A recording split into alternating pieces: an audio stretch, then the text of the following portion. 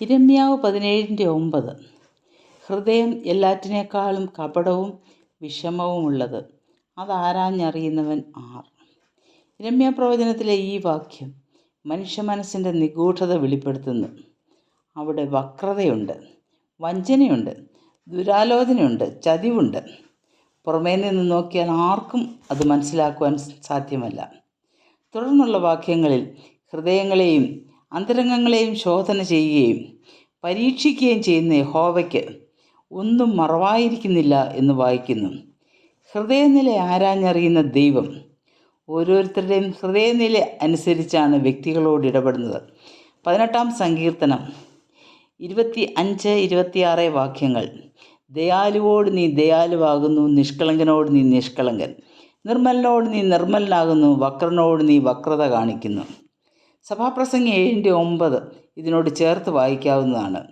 ദൈവം മനുഷ്യനെ നേരുള്ളവനായി സൃഷ്ടിച്ചു, അവരോ അനേകം സൂത്രങ്ങളെ അന്വേഷിച്ചു വരുന്നു. ദൈവത്തിൻ്റെ സാദൃശ്യത്തിലും സ്വരൂപത്തിലും സൃഷ്ടിച്ച മനുഷ്യന് നന്മതിന്മകളെ തിരഞ്ഞെടുക്കുന്നതിനുള്ള സ്വാതന്ത്ര്യവും അവകാശവും ദൈവം കൊടുത്തു.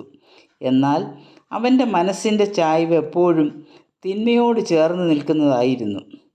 മനുഷ്യ മനസ്സിൻ്റെ ഒരു നേർചിത്രം 12-ാം സങ്കീർത്തനം 2 മുതലുള്ള വാക്യങ്ങളിൽ കാണുന്നു. ഓരോരുത്തരും താൻ്റെ കൂട്ടുകാരനോട് വ്യാജം സംസാരിക്കുന്നു, കപടമുള്ള അധരത്തോടും ഇരുമനസ്സോടും കൂടെ സംസാരിക്കുന്നു. 140-ാം സങ്കീർത്തനത്തിൽ ദുഷ്ടൻ്റെ നാവിനെക്കുറിച്ച് ഇപ്രകാരം പറയുന്നു: അവർ സർപ്പം പോലെ തങ്ങളുടെ നാവുകളെ കൂർപ്പിക്കുന്നു, അവരുടെ അധരങ്ങൾക്ക് കീഴെ അണലിവിഷമുണ്ട്. എന്നാൽ അവൻ്റെ അന്ത്യം നാശത്തിലേക്കാണെന്ന് 11-ാം വാക്യത്തിൽ കാണുന്നു. 31-ാം സങ്കീർത്തനത്തിൽ ദാവീദ് തൻ്റെ അനുഭവം വിവരിക്കുന്നു. ചുറ്റും ഭീതി എന്ന അപശ്രുതി ഞാൻ പലരുടെയും വായിൽ നിന്ന് കേട്ടിരിക്കുന്നു. ഈ സാഹചര്യത്തിൽ ദൈവം തൻ്റെ ഭക്തന്മാരെ നാവുകളുടെ വക്കാണത്തിൽ നിന്ന് രക്ഷിച്ച് ഒരു കൂടാരത്തിനകത്ത് ഒളിപ്പിക്കും. ദൈവജനത്തിന് ദൈവം ഒരു അഭയസ്ഥാനമാണ്. സദൃശവാക്യം 18:10. യഹോവയുടെ നാമം ബലമുള്ള ഗോപുരം, നീതിമാൻ അതിലേക്ക് ഓടിച്ചെന്ന് അഭയം പ്രാപിക്കുന്നു. വചനം പരിശോധിച്ചാൽ മനുഷ്യൻ്റെ ദുരാലോചനകളെ ദൈവം വ്യർത്ഥമാക്കിയ പല സംഭവങ്ങളും കാണാം. യഹൂദന്മാരെ നശിപ്പിക്കുവാൻ വേണ്ടിയുള്ള ഹാമാൻ്റെ ദുരാലോചന, ദാവീദിനെതിരായി അബ്ശലോമിനോട് ആലോചന പറഞ്ഞു കൊടുത്ത അഹീത്തോഫേലിൻ്റെ വാക്കുകൾ എല്ലാം ദൈവം വ്യർത്ഥമാക്കി കളഞ്ഞു.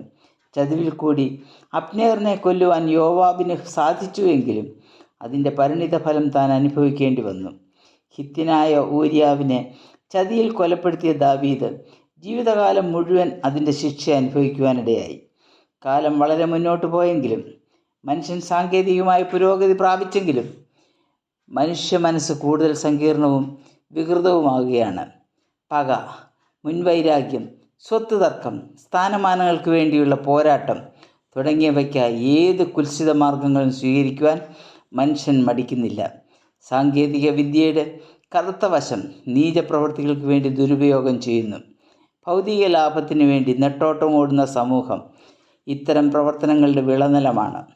ദുഷ്ടതയാൽ നേടിയതെല്ലാം നശിച്ചു പോകുന്നു. ദൈവിക അനുഗ്രഹം മാത്രം നിലനിൽക്കുന്നു. ദൈവിക പ്രമാണം ജീവിതചര്യയായി സ്വീകരിച്ചിട്ടുള്ള വ്യക്തികളെ ദൈവം സംരക്ഷിക്കും. നേരോടെ നടക്കുന്നവർക്ക് ഒരു നന്മയും ദൈവം മുടക്കുകയില്ല. എല്ലാ തിന്മകളും അവനെ വിട്ടൊഴിയും. വക്രതയും കോട്ടവുമുള്ള തലമുറയുടെ മധ്യത്തിൽ അനിന്യരും പരമാർത്ഥികളും ദൈവത്തിൻ്റെ നിഷ്കളങ്ക മക്കളുമായി നമുക്ക് ജീവിക്കാം.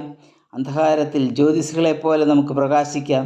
ശുദ്ധ മനസ്സാക്ഷിയോടെ ജീവിച്ച് ദൈവമഹത്വം ലോകത്തിന് വെളിപ്പെടുത്തി കൊടുക്കാം. ദൈവത്തിൻ്റെ നാമം മാത്രം മഹത്വപ്പെടട്ടെ.